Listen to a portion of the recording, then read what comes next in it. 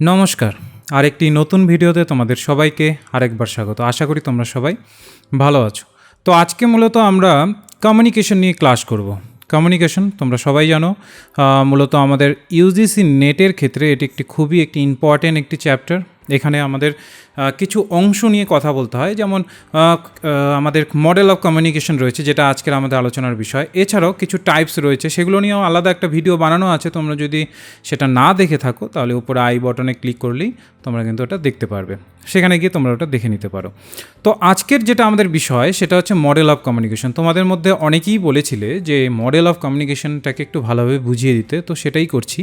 এরপরে মূলত আমরা যে লাইভ সেশনগুলোকে করি এবং লাইভ সেশনগুলোকে আমরা পড়াই, সেটাতেও তোমরা হয়তো বা দেখেছো, সেখানে মূলত ম্যাথের সেকশনটা বেশি থাকে এবং কোশ্চেন করানোর সেকশনটা বেশি থাকে। তো এখানে অর্থাৎ এই ভিডিওগুলোতে থ্রুতে আমরা মূলত যে বিষয়গুলো রয়েছে সেগুলোকেও কিছু গুরুত্বপূর্ণ বিষয়গুলোকেও এক্সপ্লেইন করানোর চেষ্টা করব, যেন তোমাদের কোনো প্রবলেম না হয়।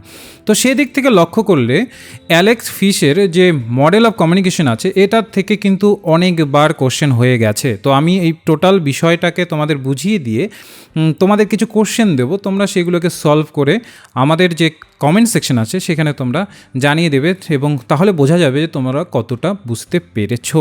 তো প্রথমে আসি অ্যালেক্স ফিশের মডেল অফ কমিউনিকেশনে, যেটা আমাদের আজকের বিষয়। তো এই অ্যালেক্স ফিশের মডেল অফ কমিউনিকেশনকে মূলত 3টি ভাগে ভাগ করা হয়েছে। মনে রাখবে, এটাকে 3টি ভাগে ভাগ করা আছে। স্ক্রিনে তোমরা দেখতে পাচ্ছ, একটি হচ্ছে ট্রান্সমিশন বা লিনার মডেল। এটাকে অনেক সময় কি হয় যে আমাদের যে নেট এক্সাম আছে সেখানে মূলত আদার নেমগুলোকে ইউজ করে আমাদের কোশ্চেন করা হয়।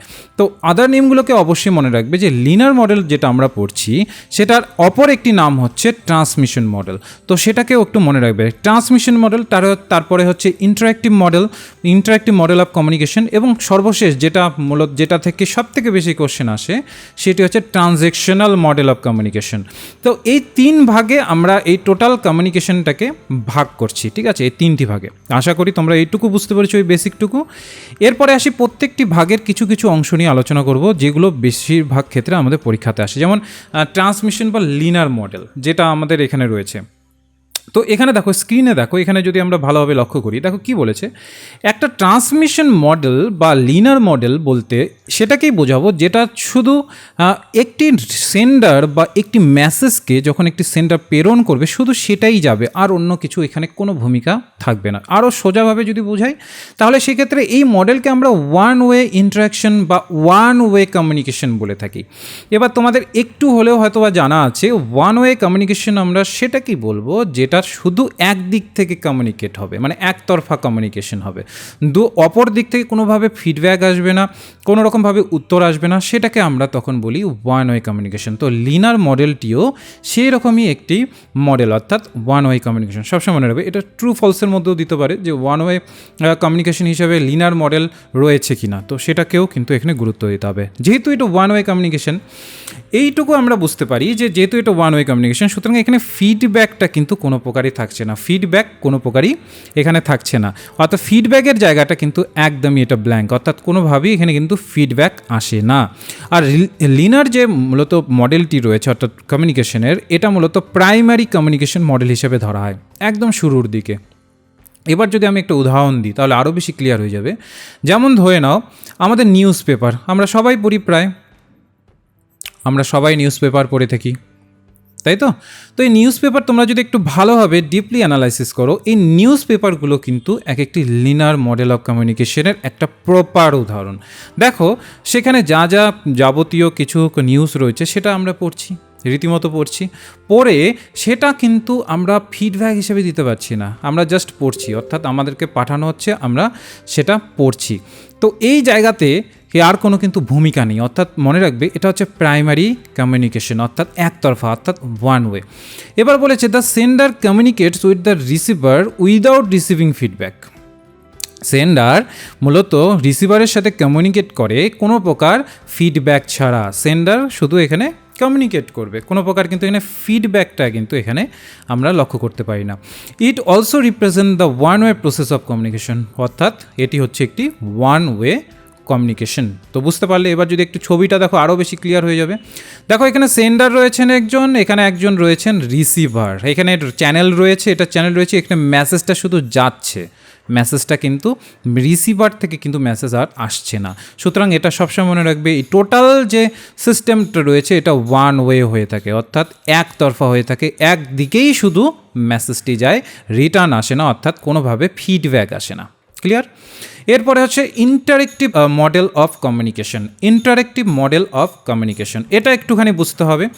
ইন্টারেক্টিভ মডেল অফ কমিউনিকেশনে কী থাকে, এখানে একটি সেন্ডিং মানে যেমন সেন্ডার থাকবে তেমনি আবার রিসিভারও থাকবে, অর্থাৎ কমিউনিকেশনের ক্ষেত্রে যেমন আমাদের এখানে সেন্ড করা হয় তেমনি রিসিভও করা হয়।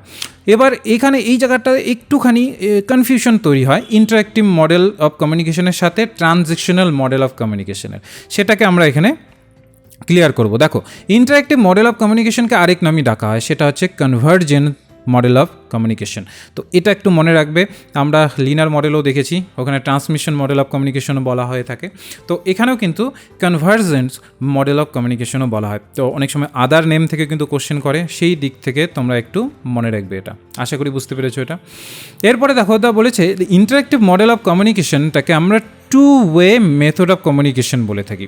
টু ওয়ে কারণ হচ্ছে এখানে সেন্ড করা হচ্ছে আবার রিসিভও করা হচ্ছে, তেমনি রিসিভারও আবার তার ফিডব্যাক সেন্ড করছে, তারপর সেই দিকে সেন্ডার আবার তখন রিসিভার হয়ে যাচ্ছে।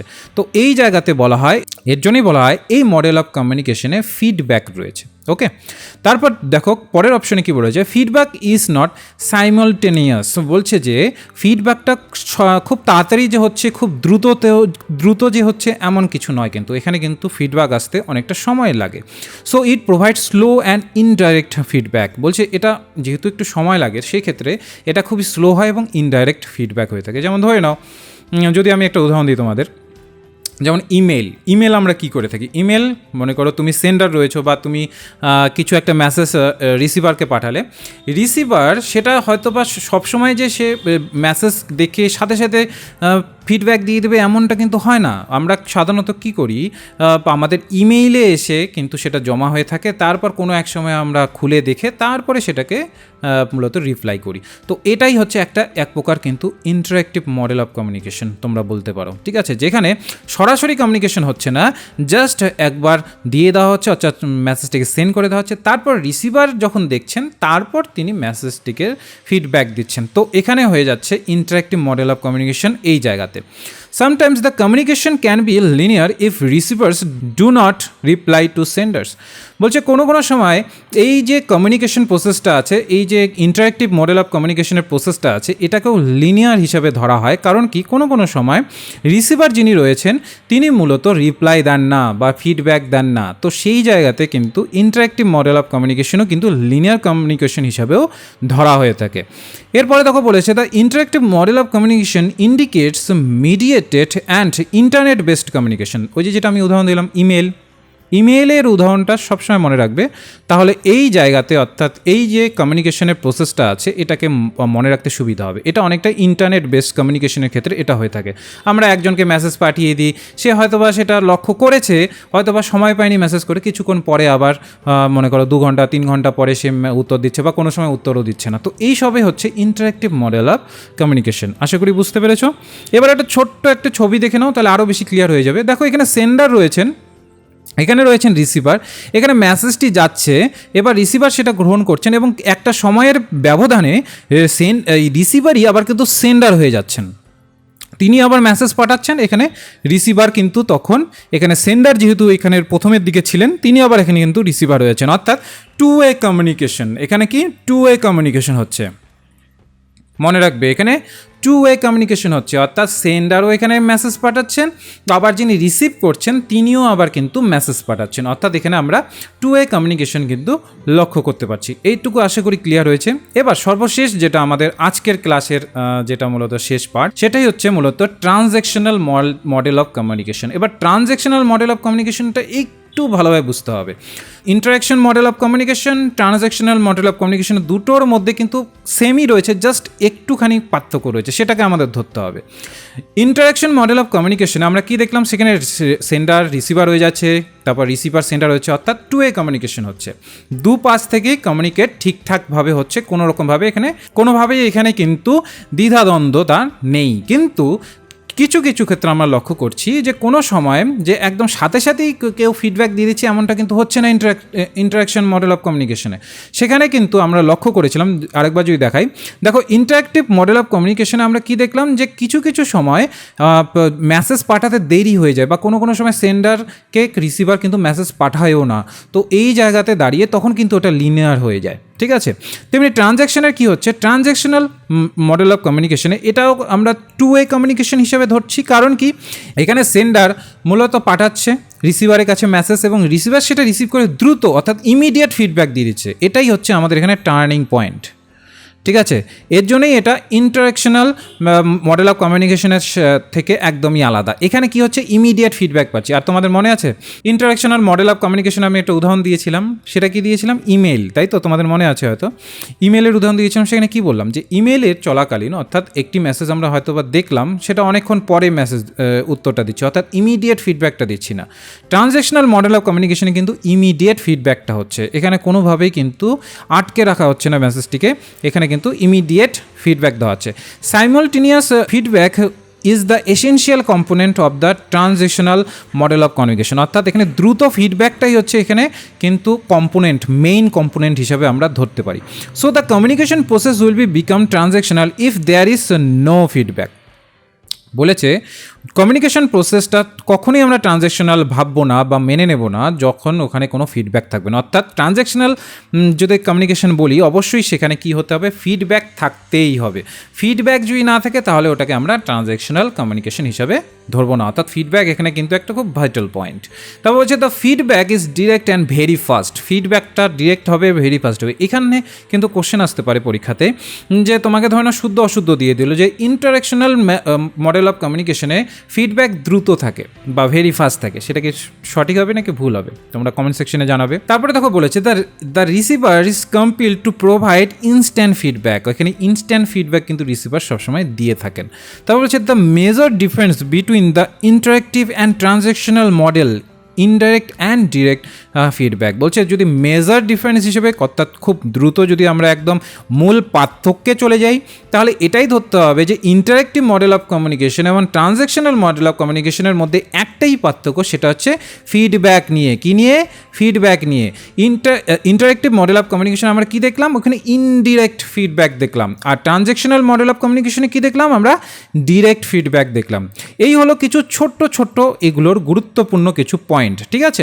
এবার তোমরা একটা ছবি দেখলেই বুঝতে পারবে কেন আমরা এটাকে ফিডব্যাকটাকে এতটা গুরুত্ব দিচ্ছি। দেখো এখানে সেন্ডার রয়েছেন, এখানে রিসিভার রয়েছেন, অর্থাৎ মেসেজ পাঠানো হচ্ছে, রিসিভ করছেন, আবার রিসিভার এখানে সেন্ড করছেন, আবার এখানে সেন্ডার যিনি ছিলেন তিনি আবার রিসিভার হয়ে যাচ্ছেন। অর্থাৎ এখানে কি হচ্ছে, 2 কমিউনিকেশন হচ্ছে, এখানে 2 কমিউনিকেশন হচ্ছে, এটা আমরা দেখতে পাচ্ছি। অর্থাৎ একে অপরের সাথে কমিউনিকেট করছে এখানে, সেটা তো হচ্ছেই, এবং এখানে ফিডব্যাকটাও কিন্তু মাহাত্ম্য রয়েছে, অর্থাৎ দ্রুত ফিডব্যাক দেওয়া হচ্ছে, অর্থাৎ একদম ইমিডিয়েট ফিডব্যাক দেওয়া হচ্ছে, তাড়াতাড়ি ফিডব্যাক দিয়ে দেওয়া হচ্ছে, কোনোভাবে কিন্তু এখানে কোনো সময় না হচ্ছে না। অর্থাৎ মনে রাখবে আমাদের যে কমিউনিকেশন, অর্থাৎ আমাদের ট্রানজ্যাকশনাল কমিউনিকেশন হবে, সেটা সবসময় ফেস টু ফেস হবে। মনে রাখবে সেটা সবসময় কি হবে, ফেস টু ফেস হবে। যেহেতু এখানে দ্রুত আমরা ফিডব্যাক পাচ্ছি, সবসময় এখানে ফেস টু ফেস কিন্তু এখানে সবসময়ই কমিউনিকেশনটা হবে। এই হলো আমাদের লিনিয়ার কমিউনিকেশন, ট্রানজ্যাকশনাল কমিউনিকেশন এবং ইন্টারঅ্যাক্টিভ কমিউনিকেশন। তো এখানে আরেকবার আমরা রিভিশন করে নিই, তাহলে এখানে আমরা কী কী পেলাম। দেখো অ্যালেক্স ফিক্সের যে মডেল অফ কমিউনিকেশনটা আছে তাতে আমরা 3টে ভাগ পেলাম, লিনিয়ার, ট্রানজ্যাকশনাল আর হচ্ছে ইন্টারঅ্যাক্টিভ। লিনিয়ারে কী পেলাম, এটা হবে 1 ওয়ে, কোনো পক্ষে এখানে 2 কমিউনিকেশনের কোনো জায়গা নেই, এটা টোটালটাই 1 ওয়ে হবে। আর এটাকে আমরা প্রাইমারি কমিউনিকেশন মডেল হিসেবে ধরতে পারি, আর উদাহরণ হিসাবে আমরা যদি বলি তাহলে নিউজ পেপার হিসেবে ধরতে পারি। আরেকটি কথা, এখানে কিন্তু কোনো প্রকার ফিডব্যাক নেই, যেহেতু এখানে 1 ওয়ে কমিউনিকেশন হচ্ছে, সুতরাং এখানে কোনো ফিডব্যাক নেই, ঠিক আছে। এটা হলো আমাদের লিনিয়ার মডেল। তারপর যদি আসি আমরা ইন্টারঅ্যাক্টিভ মডেল অফ কমিউনিকেশনে, তাহলে এটার অপর নাম কি, লিনিয়ারে আমরা অপর নাম কি হচ্ছে ট্রান্সমিশন, এটার অপর নাম কি পেলাম, সেটা হচ্ছে কনভার্জেন্স মডেল অফ কমিউনিকেশন, মনে রাখবে।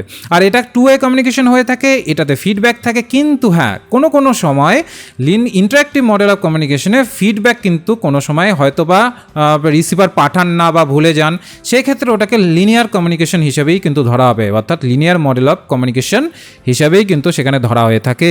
আর এখানে শুধু একটাই পার্থক্য যে ইন্টারঅ্যাক্টিভ মডেল অফ কমিউনিকেশনে কিন্তু দ্রুত ফিডব্যাক দেওয়া হয় না, অর্থাৎ যদি দ্রুত ফিডব্যাক দিয়ে দেওয়া হয় তাহলে এটা ট্রানজ্যাকশনাল মডেল অফ কমিউনিকেশন হবে, কিন্তু ইন্টারঅ্যাক্টিভ মডেল অফ কমিউনিকেশনে কিন্তু দ্রুত ফিডব্যাক দেওয়া হয় না, এটা পেলাম আমরা। আর এখানে মূলত রিসিভার সেন্ডার হয়ে যায় এবং সেন্ডার রিসিভার হয়ে যায়, এটা তো রয়েছেই, ঠিক আছে। তারপরে রয়েছে ট্রানজ্যাকশনাল মডেল অফ কমিউনিকেশন, এখানে ইমিডিয়েট ফিডব্যাক থাকে। টোটালটাই মূলত ইন্টারঅ্যাক্টিভ মডেল অফ কমিউনিকেশন এবং ট্রানজ্যাকশনাল মডেল অফ কমিউনিকেশন, এই দুটো কিন্তু একই, কিন্তু বেসিক যে পার্থক্যটা রয়েছে সেটা হচ্ছে এগুলো কিন্তু ইমিডিয়েট ফিডব্যাক থাকে ট্রানজ্যাকশনাল মডেল অফ কমিউনিকেশনের, ঠিক আছে, যেটা ইন্টারঅ্যাক্টিভ মডেল অফ কমিউনিকেশন থাকে না। ভালোভাবে মনে রাখবে, এটা খুবই দ্রুত হয়, মানে ভেরি ফাস্ট হয়ে থাকে, আর টোটালটাই ফিডব্যাকের উপরেই টোটাল কমিউনিকেশন কিন্তু দাঁড়িয়ে আছে। এই হলো তার চিত্র। এটা তোমরা যদি পারো তোমরা রেখে দিও স্ক্রিনশট করে, নয়তো বা আমি এটাকে তো নোট হিসাবে দেবই, তোমরা কিন্তু এটা নোট হিসাবে নিয়ে রাখতে পারো, ঠিক আছে। এবার আমি কয়েকটি কোশ্চেন দিচ্ছি যেগুলো তোমরা এই ক্লাসটি করার পরে, যারা তোমরা এই ভিডিওটি দেখবে, এই ক্লাসটি করার পরে তোমরা মূলত সেই কোশ্চেনগুলোর উত্তর কমেন্ট সেকশনে দেবে, ঠিক আছে। তো এখানে দেখো প্রথম কোশ্চেন কি আছে, according to the linear model of communication at any given point in time a person is sending A message and receiving a message, এটা কি ট্রু নাকি ফলস হবে, এটা তোমরা লিখে জানাবে, এটা আমি বলবো না, এটা তোমরা কমেন্ট সেকশনে লিখে জানাবে, দেখবো কার কটা ঠিক হচ্ছে, ঠিক আছে।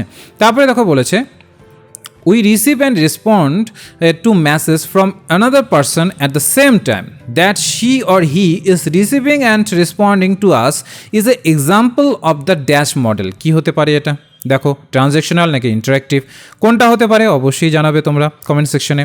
তারপরে দেখো বলেছে, a dynamic process that involves participants decoding and encoding message is called, তখন সেটাকে আমরা কি বলবো, ট্রানজ্যাকশনাল নাকি ইন্টারঅ্যাক্টিভ, সেটাও তোমরা লিখে জানাবে। 3 নম্বর কোশ্চেন। 4 নম্বর কোশ্চেনে কি রয়েছে, a linear model of communication assumes a lack of immediate dash, কি হবে সেটা, কি পারচেজিং নাকি ডেলিভারি নাকি আন্ডারস্ট্যান্ডিং নাকি ফিডব্যাক, কোনটা হতে পারে, এই কোন অপশনটি হতে পারে, সেটা তোমরা লিখে কিন্তু আমাদের জানাবে। আশা করি আজকের ক্লাসটি একটু হলেও ভালো লেগেছে, কারণ মূলত অনেকেরই মডেল অফ কমিউনিকেশন একটু কনফিউশন হয়ে, সেটাকে একটু আমরা দূর করার চেষ্টা করলাম। আশা করি তোমাদের কাজে লাগবে এটা। আর যা কিছু তোমরা স্ক্রিনে পেলে সেটা টোটালটাই তোমরা পিডিএফ আকারে পাবে। তো পিডিএফটা পাওয়ার জন্য তোমাদের সিম্পলি তোমরা যখন উত্তর দেবে নিচে, তার সাথে তোমাদের ক্লাসটি কেমন লাগলো এবং তোমাদের যে ইমেল আইডিটি রয়েছে সেটা ওখানে লিখে দেবে, অর্থাৎ কমেন্ট সেকশনে লিখে দেবে। তোমাদের মনে করো কালকের মধ্যে তোমাদের কাছে কিন্তু নোটটি পৌঁছে যাবে, যেটা আজকে পড়ানো হলো, অর্থাৎ মডেল অফ কমিউনিকেশন, অবশ্যই সেটা তোমরা পেয়ে যাবে। এরপরে আমরা আরেকটি ক্লাস নিয়ে আসবো, সেটা মূলত ডিআই রিলেটেড থাকবে। তো তোমরা যদি কেউ ডিআই রিলেটেড কোশ্চেন সলভ করার ক্ষেত্রে ইচ্ছুক, তাহলে অবশ্যই আমাদের চ্যানেলে লক্ষ্য রেখো, অবশ্যই সেগুলোকে কিন্তু তোমরা পেয়ে যাবে। আশা করি একটু হলেও কাজে লেগেছে তোমাদের এই ভিডিওটি। যদি ভালো লাগে অবশ্যই লাইক করে দেবে, লাইক করলে আরও ভালো ভালো ভিডিও কিন্তু নিয়ে আসবো, আর আরও ভালোভাবে কিন্তু ক্লাস করতে আমরা একটু হলেও মোটিভেশন পাবো। তোমরা সবাই ভালো থেকো, নমস্কার।